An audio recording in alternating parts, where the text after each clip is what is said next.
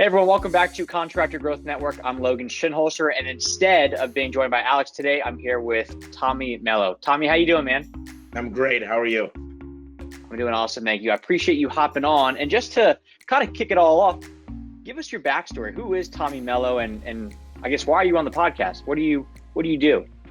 I have a garage door company, and I've been working really hard to grow the business. So I do garage doors. In 2006 I started, and it's just been taking off, man. 2010 was a great year. I got my mom and stepdad to join my team, and 2014 I got a friend of mine who's the COO to join the team. His name is Adam. And then we switched softwares in 2016 to Service Titan. I switched to got out of the inventory game 2018 and bought this building, moved in here last year. It's an awesome building. So, and then about 2 years ago, I wrote this book, The Home Service Millionaire. Then I've got a podcast called The Home Service Expert, where I interview a lot of people that are more successful than me and find out what they're doing. So I'm obsessed with marketing and sales, and became obsessed about a year ago with operations. And there's a lot bigger things out there for us as business owners once we really realize, I think a lot of us live on planet Earth. I tend to live in the solar system, but there's a whole galaxy and beyond out there. So what does A1 do? Like when you say garage doors, like what exactly are you doing? we fix them, replace them, maintain them. Basically anything to do with the garage door going up and down, we handle. Most people don't understand. They're not passionate about what they do. A garage door it's the smile of your home. It's 40% of your curb appeal. It'll save you a lot of money if you get an insulated garage door, as long as it's closed most of the time. Amazon could come deliver a product with a one-time code, and they could leave it in your garage. It's the only thing on your home that gives 102% return on investment. So I'm just a really big fan, and I believe in garage doors. I think they're going to be around for a long time, and it's really something you can't go without. People depend on them, and they use them like their front door. How do you get into that? Because to me, like, I don't like, until you just said that, there's not really that much sex appeal in a garage door. But how did you start? I had a buddy that started working for a garage door company answering phones, and then I learned how to paint garage doors for that company. And I eventually ended up painting doors for 10 companies. And then I said, man, these guys are always busy. Let me see what this garage door business is all about. So I started a business with a buddy of mine, bought him out in 2010, and just have had catalyst after catalyst after catalyst to spark growth. And this pandemic, we went through a lot of tough days to decide. We basically pulled every single part of the org chart out and put every single person underneath there and ranked every single person. We looked at every piece of software we use, every single bill coming out, and we made a lot of cuts. And we got super resilient and super profitable. We didn't let anything go. We called customers and said, we will do anything to earn your business right now during this problematic time in history. We literally went to every place we had a lease and tried to bargain for half off, and we got about 10 of them to do it before the whole PPP or any of this stuff. So we went really deep. We started doing way more projects. We said, if we're not as busy right now, it's time to roll out a bunch of new projects, some innovations. Let's progress our software. Let's do everything. And that's what we did. And that's why, right now, I would say by the end of this year, we'll be doing double what we did this year. And last year, we're just murdering those numbers. Every single month, March, April, May, June, July, have set a record. It teeter-totter straight up. I mean, not teeter-totter, just is a straight line like this. And with these projects that you're doing, is that what's really the back end of this growth, or is there something else? Like I told you before, we decided to do a lot of marketing when everybody pulled out of marketing. We got really lean, and I think that's part of it. A lot of people focus on their revenue instead of their profit. So we really started focusing on profit, getting a lot of money put in the bank. That was a big piece. And then, Yeah, I think a lot of people kind of go lie under a bridge when things are bad. We decided to get really busy with these projects. And for example, we're really building out a really, really explosive LMS, learning management system, that's going to help us to bring on people and get them kind of into our culture and understand what, as they're an apprentice for a technician, they're going to learn a lot more through the LMS. So I got that. We expanded our training center, so now it's about 50 doors instead of 20. So that got built. We've got 2 full-time recruiters. We're getting 3 more. We've got 2 full-time trainers. We're getting 3 part-time guys. We just brought in another full-time guy, so 3 full-time trainers. I think the future means hiring A players and making them A players and keeping them A players and keeping them at the company. So we're bringing on, actually, it's kind of funny because I'm bringing on a big brother role right now.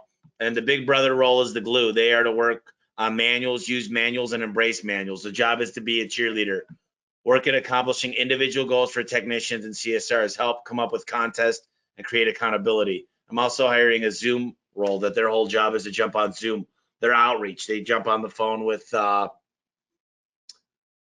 realtors, custom builders, property managers, HOA presidents, influencers, people who pull permits, exterior designers, handyman, pest control, painters, so affiliate marketing. Go to market coordinator. Their job is, they got the planning and foresight. They're going to make sure we have all of our licensing, insurancing, tax stuff, hiring, training, trucks, office, Google My Business, advertising. Then I've got my market success coordinator that gets it handed off, and they're working. These roles, as you start growing, are intricate, and I think a lot of people try to do the same thing when they get to 10 technicians. To get to 10 to 50, you got to bring on more roles. To get, for me to get to 150 to 1,500, I'm building the infrastructure to where no single manager or coordinator or project lead will have more than 5 direct reports.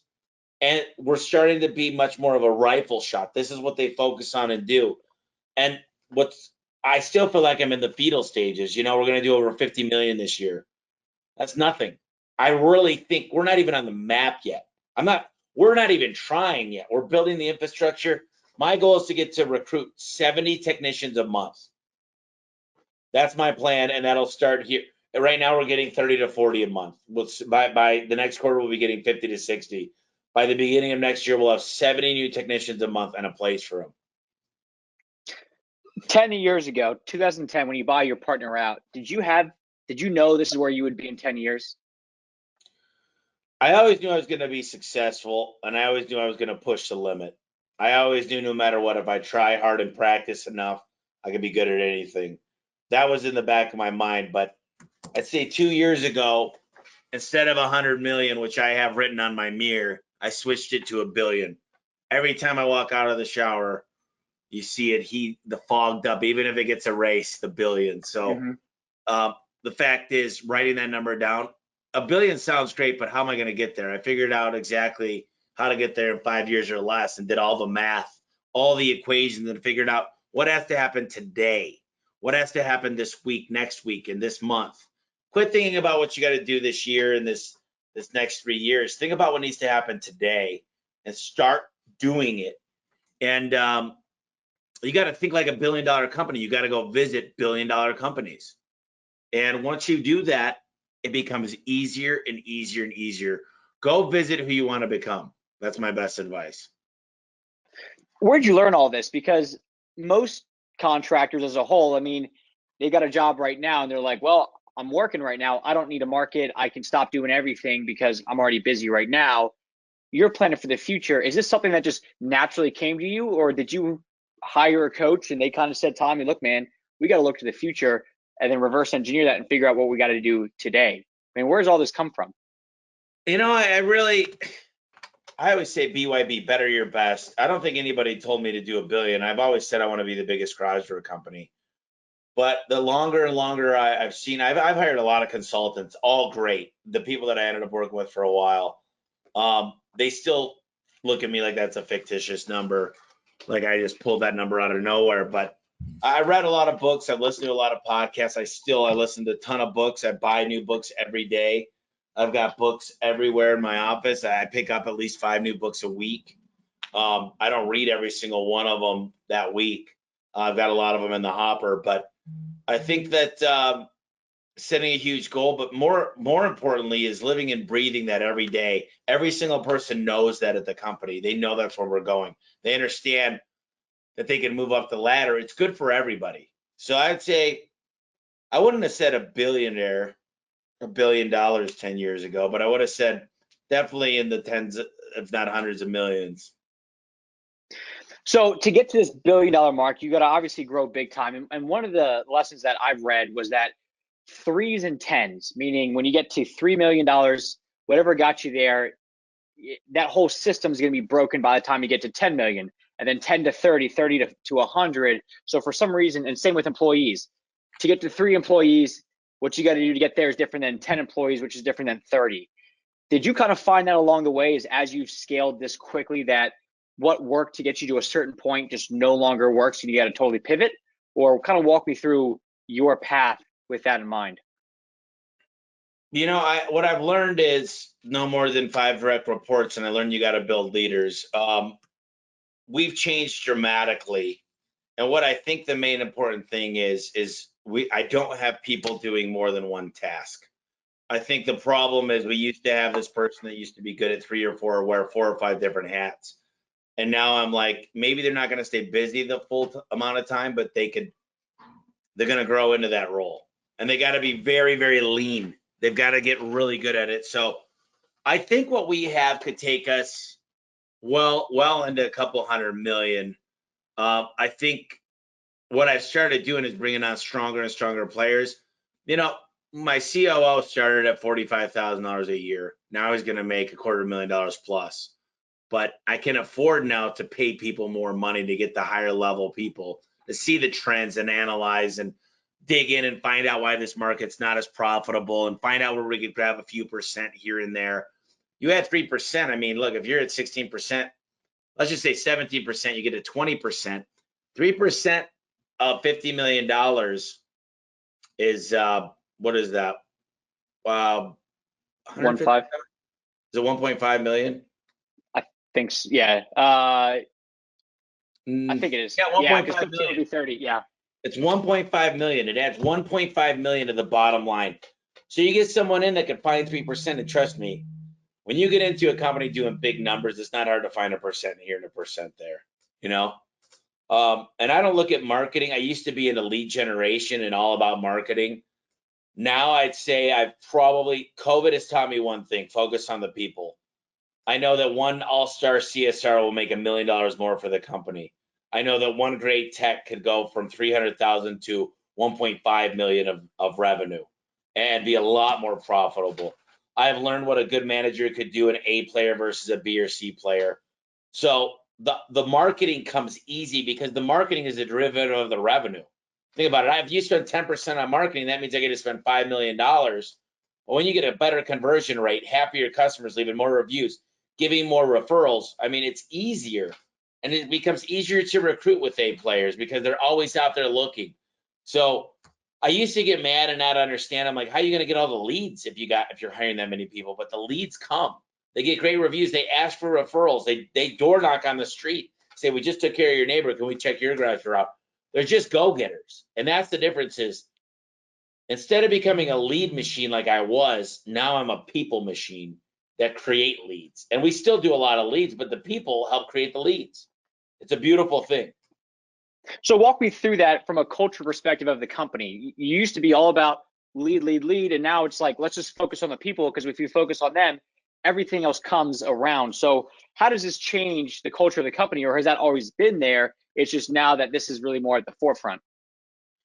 Well, I'd say our internal customers are our employees, and now we focus on culture. We really want them to be listened to. We want them to have a voice in the company. We want them to know the score all the time, which are their key performance indicators. We want them involved. We want them to have fun. We've got Big Buck Hunter. We've got Golden Tee here. We've got a ping pong table. We play bags. We've got foosball, air hockey. We've got, you could dunk the trainer, one of those things, you throw the ball out, it dunks them. Those are all costs, but we bring in lunch. Today we have fajitas coming in. Last week we had a huge breakfast company paid for.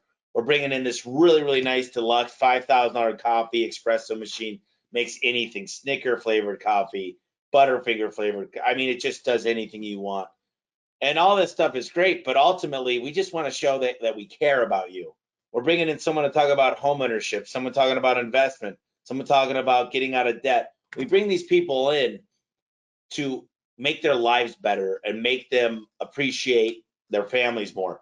So what I found is when you create this culture and it's fun, literally everybody enjoys coming in on Monday. Our internal customers are happy. It makes our external customers happy. They've got a stake in the outcome. They're always thinking about what we can do better. They've always got great ideas, and it's become a living organism. And it was like, everybody cared before, but now it's like next level. I had one of my guys, he's been here 10 years. Today he won Employee of the Month for the first time ever. And he goes, Tommy, this place, he goes, I've not seen anything like this before, and I've worked for a lot of companies before you. He goes, the caliber of people are just exponentially better. Because I don't understand. He goes, they're funny, they're fun to hang out with. They've got a great sense of humor, but they're smart, and they're going to be killer at any role you could put them in. And I said, yeah, it's just we're really about the people now. We've got a great system to get the people, and I think our system is far by none the best. It's better than Bank of America's and Wells Fargo, and not what we do to recruit. Recruiting is become right at the top of the company to grow. And when you recruit, are you looking for people who are already technicians with 15 years under their belt, or are you looking more right, like younger, more entry-level people and trying to build them up from there? I don't want anybody that's from the industry. I want to find somebody young, willing, and able. They're going to go through a lot of stuff to get a job here. They do an automated interview through Spark Hire, then they get put into a system, and then they got to take a predictive index test, and they got to take a cognitive test. Then they got to do a one-on-one interview through Spark Hire, which is kind of like GoToMeeting or any of the other tools that record. And then they've got to do a ride along and another in-person interview with the manager out in that market. The ride along is tough because we're observing everything, how well they listen, how clean they are, how much they run their cell phone. Do they smoke? Were they dressed for success? Were they on time? How did their car look? Was it clean? Was the interior clean? Then they got to take a background drug test. They got to be an apprentice for 3 weeks. Then they come to Phoenix for 4 to 6 weeks to train. My trainer's role are to weed out the bad, and they're very, very good at it. They just sent 2 people home last week. And then they've got to get a second pair of eyes for the first 6 months on every job they do. So to make it here, it's a pretty big thing to get through the training here and actually make it. So, they're A+ players that come out of here, and it's hard for companies to compete because my guys make happier customers, they sell more, they convert more, and they get more referrals, and it's hard to compete with that. I mean, how can people compete? I can afford to do billboards, I can afford to do TV, I can afford 4 monitors here and cold air conditioning and to do nice things like buy breakfast and lunches.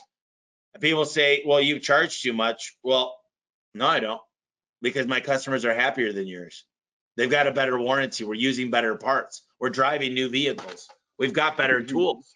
See, everybody thinks charging the customer is wrong, but it's not wrong. There's certain people that want to go to a nice steak dinner. They'll spend $250 on dinner with their wife. Other people won't spend more than $25. That's fine. I know the steakhouse I go to, if I'm not on a reservation, it's got a 2-hour wait. So to think that people don't beg and want an amazing experience with an amazing person, with an amazing company, is just, and they're stupid and they're idiots and they have no right to be in business. And you know what I'm going to do?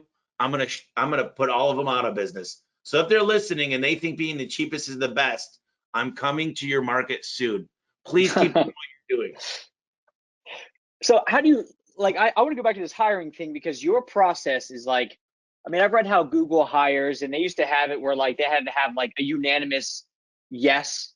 Otherwise you'd keep going through interviews and stuff. But for you, you're finding these A players, you're putting them through the ringer.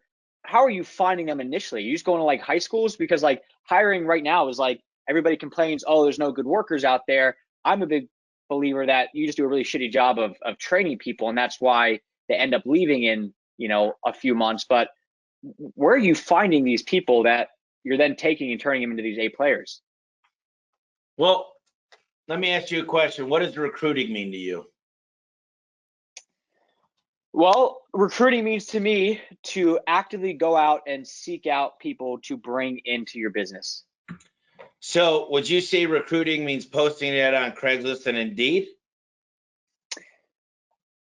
Well, I'm a little bit biased because I used to work as an inside sales rep at Indeed. So I come from that world, but to me, I don't. I see recruiting more as like not poaching, which is a negative term, but like actively going out and trying to bring people into your organization versus letting them come to you. So that's exactly what I wanted. Thank God you said that perfectly, because you got to go out and get it. You got to go out. You got to find people that are already working that are A players somewhere else. And you got to give them a better why, which is your why of why they should work for you. And when your employees become recruiters, that every time they go to a gas station, every time they go out to eat and see a busboy that's kicking butt, every time they get a FedEx or Amazon package delivered and they speak to that person who's going out of their way to make you a happy customer, they're reaching out saying, wow, I mean, I get haircuts. I had a girl that used to cut my hair work for me. So it's going out there and getting it, number one. Number two is so many people will spend hundreds of thousands of dollars a month on advertising, but they'll spend $150 a month on getting great people. I want to be on every job board. So I think job boards work, but they're not the number one place to go. But more importantly, you know, we speak at colleges, we talk, we're trying to go live all the time on Facebook, and we try to have people actively reach out to their friends. Right now I'm working on an affiliate tracking tool, influencers. So there's a cute girl on Instagram, pretend, or TikTok or whatever. You get them to, they got 34,000 followers. You get them to be anybody that gets hired that comes through their channel, which is trackable, they make $1,000.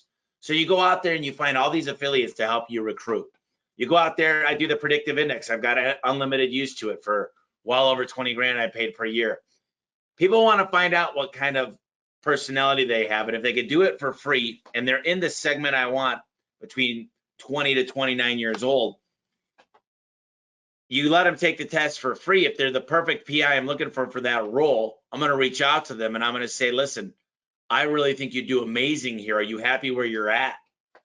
No or yes. And if so, if you're happy, you should still learn about us and see if it's a good place, because we're growing so fast. There's a lot of opportunities for a very nice career. And I'm willing to give you a sign-on bonus if you'd even consider coming over.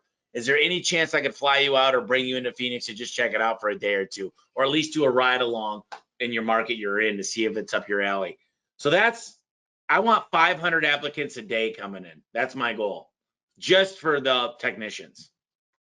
So this really sounds like this is more of like an identity for the company. It's not just like we put an ad out there and we just siphon out who we don't want. This is kind of like, I think like Sandler teaches this with selling, where it's like if you're sitting next to somebody at a bar, you just strike up a conversation and you mention this is what I do.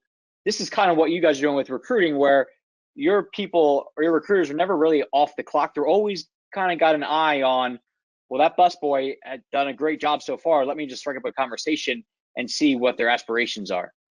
Well, my employees get $1,500 if they recruit somebody. So what's in it? I got a guy that recruited 10 guys over the last 2 months. He's going to get 15 grand because of that. So there's, if we win, they win, and vice versa. That's all my technicians got call tracking numbers. So they hand out their business card with their tracking number. Someone calls, they get 10% of that. Well, I've never heard of somebody using a call tracking number in that way. Oh yeah, I got 40. How did you come up with that? Well, I've got 4,300 call tracking numbers. I said, I've got unlimited use of them. Why not use them for our technicians? Why not have them out there generating jobs? And a lot of them, they'll go hand their cards off to the neighbors. A lot of them hand them off at a gas station. They'll go around, they'll pass them out and say, listen, I don't know if you're going to need garage door work anytime soon, but if you do, I want to take care of you. And I teach these guys to be basically marketers. They're instead of marketing your own company, let me handle all the crap. Let me handle the hard stuff like the taxes, the culture, the hiring. the systems, the HR, there's so many things that go into business, the marketing, the shirts, the trucks. Why don't you go out and generate a ton of business, even if someone else fulfills it, get paid on it? Now you've got a business in a box, you can make a ton of money. And I don't care if you make a ton of money. Shit, if you make 500 grand, I'm good with it, because I know I did good, because all of our structures are paid for performance to make sure the company does good and the individual could do great. So with you, do you have, I mean, I know you said everybody has a number. So do you have like some sort of commission structure for everybody where it's like, if you, I know you have the 10%, but if you knock out this many doors a month, you get a bonus of this? Like, I guess, can you kind of like shed a little bit of light on just, I guess, this whole pay for performance mentality? Well, for example, my CSRs get paid on 4 major things. One of them, the big one, is booking rate. So their percentage booking. And then it's on their attendance. Monday and Tuesdays, they got to be attended because that's the day they miss and it's our busiest day. The next one is empathy on the phone. We test 1 out of 10 calls. And the next one is data accuracy, to make sure they repeated the information 3 times. So when that comes into play, they make around $8 for a booked call. So they're booking 4 calls per hour, they can make $32 an hour, or minimum wage. We have to pay the minimum wage, so they get either or, they don't get both. When you could get, so you got to find out what 4 or 5 things that you need this role to do and get them on a performance pay, because I'll just tell you this, hourly and salary employees with no performance pay never do the best they could do. You're not getting them to the best of their ability. And if you don't have someone that desires to be number one, is competitive, that wants to try, they're not going to work for my company because they hate performance pay. They can't make it here. And they're great. I invite them to go work for my competitors, because that's just another one up I'm going to have. When you get someone that's fine, that says, no, no, no, no, no, I'd much rather have salary than commission. What I want to know is your commission fair? And I don't like the word commission, because commission only depends on percentage of the job. That's not how I work, but we're going to use that term for this.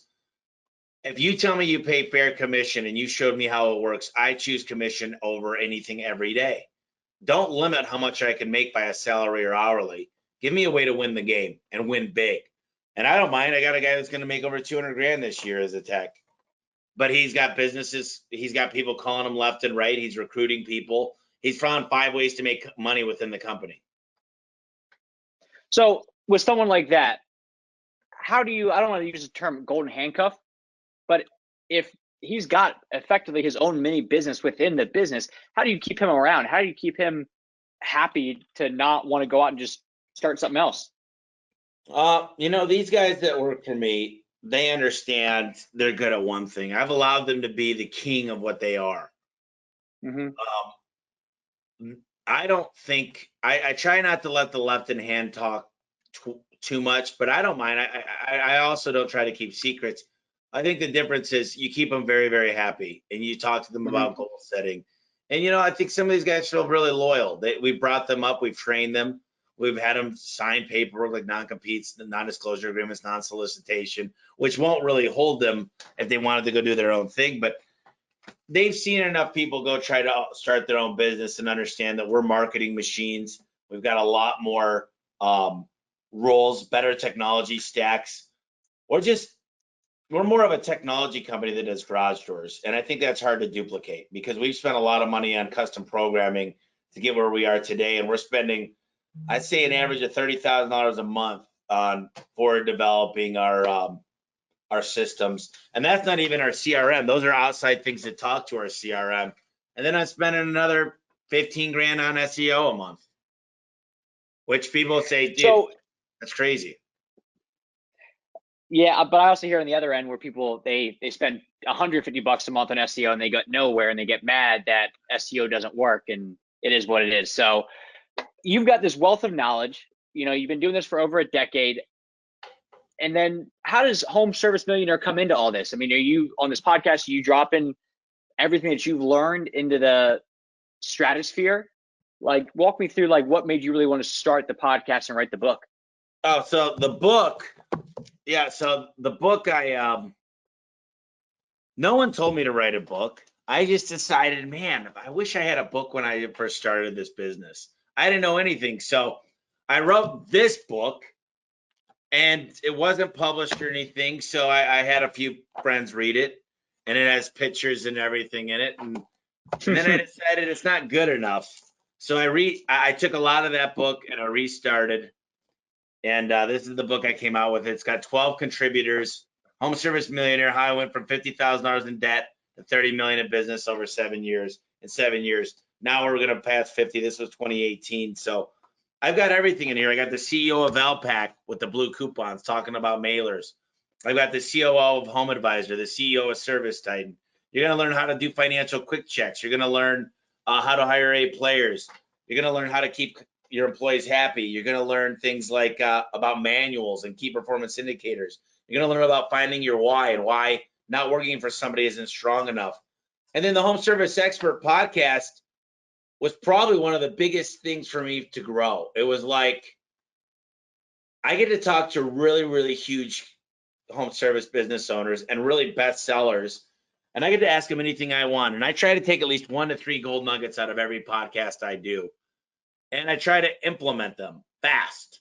And I'm not talking change the whole game. I'm saying just get better at what we're doing. And sometimes people will drop a software and it's a cheap one to help us get reviews like Bird Eye. Sometimes people say this one will help you tell, this one is like a secret shopper thing to make sure that there's always eyes on you. There's so many things out there. What the podcast helps me to do is learn more. I'm a student for life. I got to tell you, I learn more from the podcast. I wouldn't say I'm there to give. I'm there for everybody to listen, but I guess I'm selfish in a way because I learn a lot at the same time. So that's why I do the podcast, and I wouldn't trade the podcast for the world. I don't think I'm selfish in the way I'm trying to do a free Facebook group, the Home Service Expert, where I'm getting every industry to combine under one roof and share certain tactics and strategies to win. And it's starting to become more and more. It's giving more and more value, but I think within the next year, people are going to go there and it's just going to change their companies. And I do think everybody should be able to make more than just a living in the home service space. You should be able to build a business that's sellable instead of trying to make a living. Your business should not be to make a living. If it is, you should work for someone else. If you want to make a living, go work for somebody else. It's half the problems, and you can work 10 years and not have anything left. You can get your house taken away. You can go bankrupt.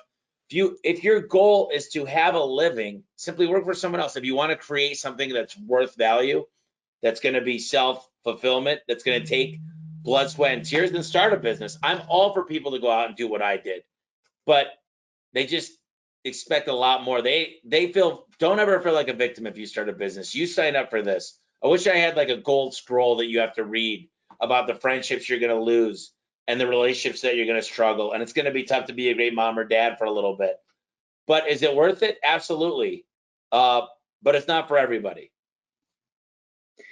Yeah, I listened to Marcus Sheridan. He was talking about one time that everybody who's a contractor that says, well, I don't want to market or sell, I just want to build. And he said the second that you started a business was the second that you gave up all the rights to say you're not going to do all these other things, because that's exactly what you're signing up for when you're starting your own business. So yeah, spot on. So just to kind of wrap it all up, where's a good place for everybody to connect with you? I know you have the podcast and the book, but you mentioned a Facebook group.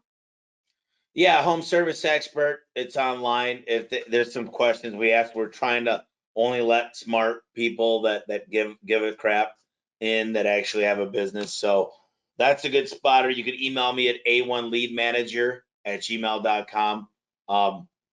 And I'm always open to meet people. I love it. If anybody ever wants to come visit here, we're located in Phoenix, Arizona. Right now with the COVID thing, it's been tough, but we're killing it, man. I mean, when everybody stops doing something, it's time for you to do it, and vice versa. When everybody jumps in, it's time for you to get out. So I want to just say one more thing. There's a whole new dimension that I plan on becoming as far as the CEO, and that's I'm pulling myself out of the operations and learning more about investors and about tax strategy and about acquisitions. And if you want to build a company that's worth several $billion, you certainly can flow into that hybrid of a person. So I need to know what's going on day to day. So my ultimate goal is to move from where I'm at today, which I just ran 2 meetings earlier before this. My plan is to move to this next level of CEO to where I'm not going to ever pay taxes again next year, personally, or with my company. I won't pay any taxes. It's crazy.